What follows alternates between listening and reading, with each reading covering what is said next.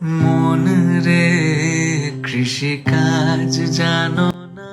Hello, কেমন আছো সবাই? আশা করি ভালো আছো। আজকে আবার একটা নতুন ব্লগ নিয়ে এলাম। গত শুক্রবার গেছিলাম বর্গভীমা মন্দির।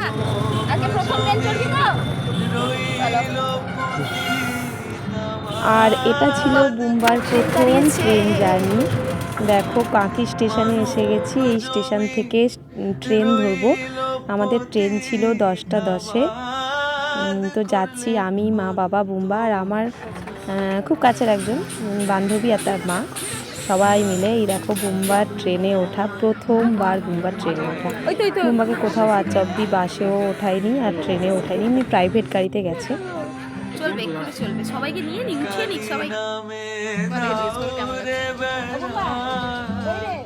ফসলে তছরু হবে না, কালি নামে দৌড়ে বেড়া। আর ট্রেনে ওঠার পর তো বুম্বা প্রচণ্ড মজা পেয়েছিল।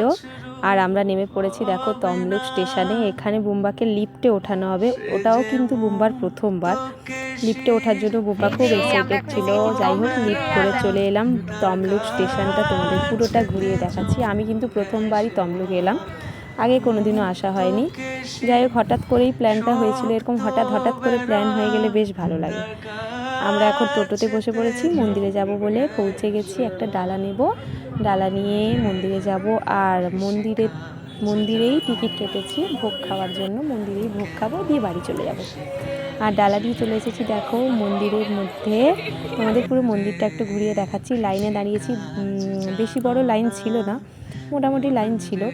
এই মন্দিরটায় নাকি সবসময় লাইন হয়, বিশেষ করে মঙ্গলবার শনিবার হলে নাকি প্রচণ্ড ভিড় হয়। এবং এদিকে এবার তাকা, বল কোথায় এসেছিস, বল পুজো দিতে।